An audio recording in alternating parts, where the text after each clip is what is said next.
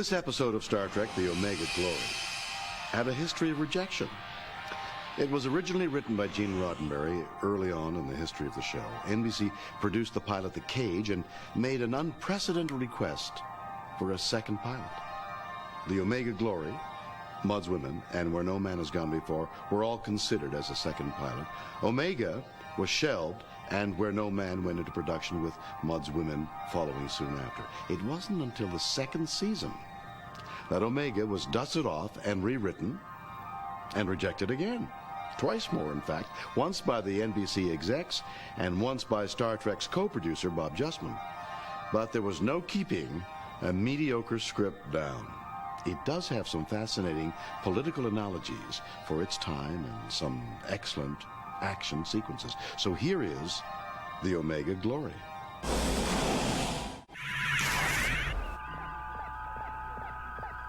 Well, it was Omega Glory, and I was Cloud Williams. This agent got me to go to one of these autographing shows.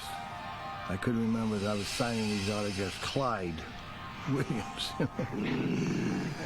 The guy said, "No, you're not Clyde, well, you're Claude." And I'd already signed about 30 or 40 of them, so,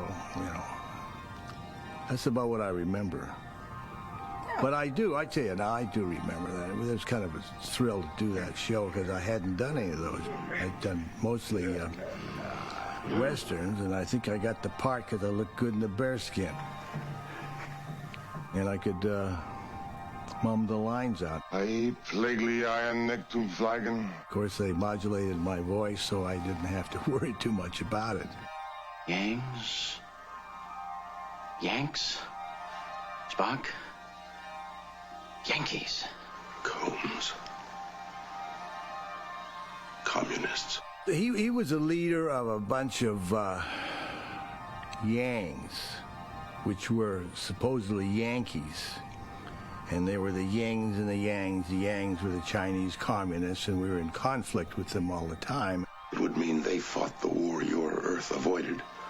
And in this case, the Asiatics won. I don't quite remember who solved the problem, but yeah, we kind of got together and shook hands and made friends, and we all got to enjoy wonton soup and things like that.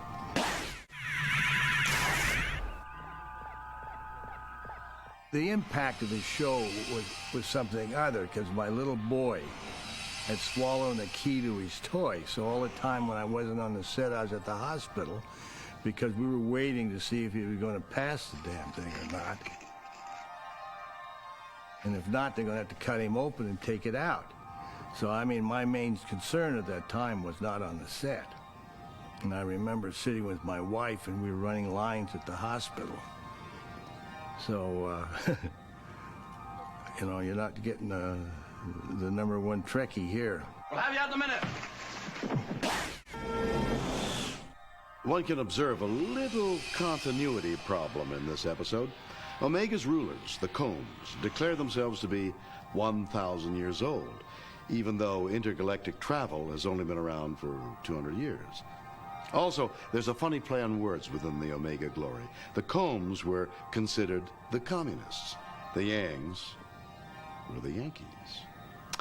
When this episode originally aired, it was followed by the on-air announcement that Star Trek had been renewed for a third season, which pleased not only the series fans, but the cast and crew as well.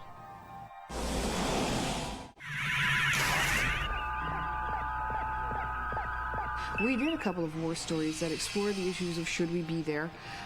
Is this the right thing to do? Is it right to side with one country or one political group and enforce them at what cost to the populace who are caught in between?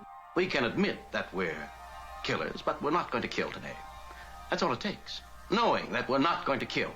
Today, contact Vendikar. I think you'll find that they're just as terrified, appalled, horrified as you are. We were able to get away with a whole lot more on Star Trek because we were a science fiction show. And issues that could not be raised, the war in Vietnam, could only be spoken of at that time on network by other shows as a war in Southeast Asia. I mean, we weren't involved, you know, you didn't get into that. We did those kinds of stories, and we could get away with it because we were science fiction. It was on another planet. It didn't involve us. At least the censors thought so. The Omega Glory. What's in the title? The dictionary tells us that Omega means the last, the final. Perhaps what we're watching was meant to be a cautionary tale about the ravages of war. Remember that while Star Trek was being produced, we were fighting in Vietnam, and that many Americans felt it was a war we should not be involved in. Perhaps we periodically need to be reminded of the principles by which our country was founded, much as the Yangs need to take a closer look at the meanings of their symbols. If we're to understand where we're going, we must not lose sight of where we've been.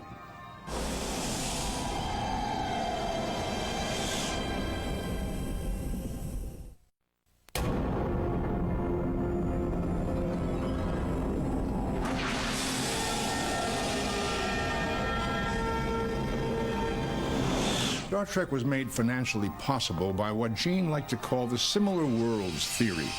Basically, this theory stated that if life were to develop on other planets, it would be of a very similar nature to humans. Now, even though this theory is far-fetched, it did have a purpose. It allowed us to create stories where the aliens appeared human, and we could use existing sets.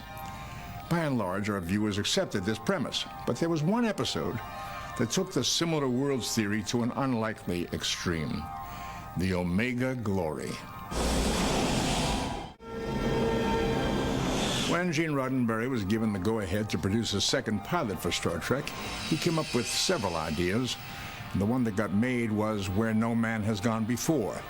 The one that was rejected and was produced more than a year later was the Omega Glory. What can I say about the Omega Glory? To be quite frank, this was a terribly painful episode to shoot because it was so heavy-handed. It was surprising that it came from Gene Roddenberry, who had been responsible for writing many of Star Trek's best episodes. Before long, Gene would leave the series as executive producer and take a job in development at MGM. He would occasionally take part in creative decisions, but Gene Roddenberry's day-to-day involvement with the original series ended not long after this disappointing episode.